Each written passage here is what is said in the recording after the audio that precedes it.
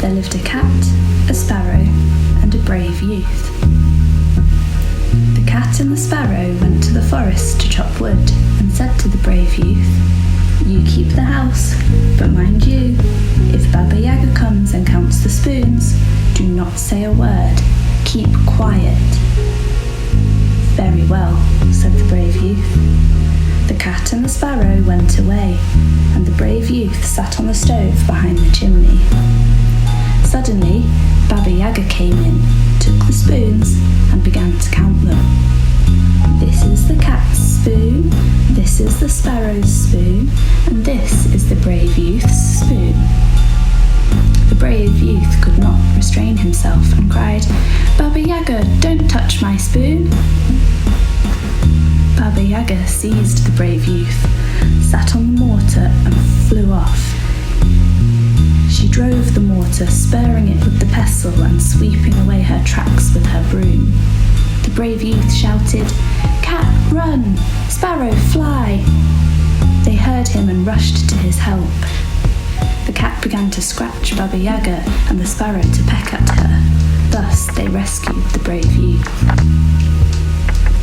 The next day the cat and the sparrow again prepared to go to the forest to chop wood and told the brave youth, "Mind you, if Baba Yaga comes, do not say anything. Today we are going far away." As soon as the brave youth had sat down on the stove behind the chimney, Baba Yaga came again and again began to count the spoons. "This is the cat's spoon, this is the sparrow's spoon, and this is the brave youth's spoon." The brave youth could not restrain himself and shouted, "Baba Yaga, don't touch my spoon!" Baba Yaga seized the brave youth and dragged him along with her. The brave youth shouted, "Cat, run! Sparrow, fly!" They heard him and rushed to his help. The cat began to scratch and the sparrow to peck at Baba Yaga. Thus they rescued the brave youth. Then they all went home. The third day the cat and the sparrow prepared once more to go to the forest and chop wood, and they said to the brave youth, "Mind you, if Baba Yaga comes, be silent. Today we are going even further." The cat and the sparrow left, and the brave youth sat on the stove behind the chimney. Suddenly, Baba Yaga again took the spoons and began to count them. "This is the cat's spoon, this is the sparrow's spoon, and this is the brave youth's spoon." The brave youth did not say a word. Baba Yaga counted again. "This is the cat's spoon, this is the sparrow's spoon, and this is the brave youth's spoon." The brave youth did not say a word. Baba Yaga counted a third time. "This is the cat's spoon, this is the sparrow's spoon, and this is the brave youth's spoon." The brave youth could not restrain himself any longer and cried loudly, "Don't touch my spoon!" Baba Yaga seized the brave youth and dragged him along with her. He cried, "Cat, run!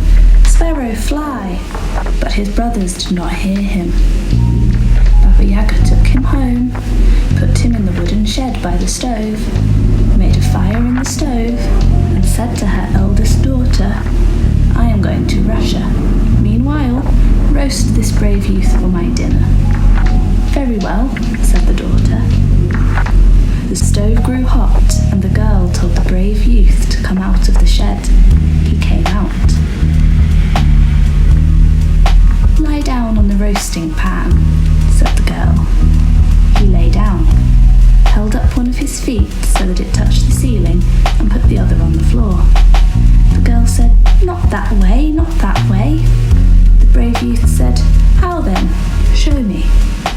The girl lay down on the roasting pan. The brave youth quickly seized an oven fork, pushed the pan with Baba Yaga's daughter on it into the oven, and went back into the shed to wait for Baba Yaga. Suddenly she ran in and said, "Now I am going to feast and regale myself on the brave youth's bones." The brave youth answered her, "Feast and regale yourself on your own daughter's bones."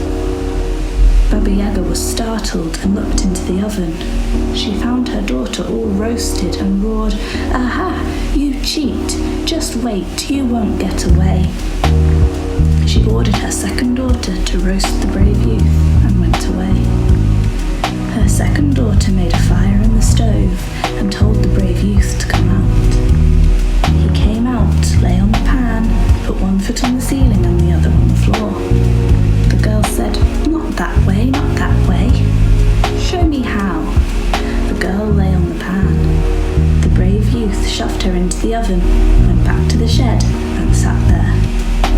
Suddenly he heard Baba Yaga crying, "Now I'm going to feast and regale myself on the brave youth's bones." He answered, "Feast and regale yourself on your own daughter's bones." Baba Yaga flew into a rage. She said, "Just wait, you won't get away." She ordered her youngest daughter to roast him, but to no avail. The brave youth shoved her into the oven too. Baba Yaga flew into an even greater rage. "Now," she said, "this time I swear you won't get away." She made a fire in the stove and cried, "Come out, brave youth, lie on the pan."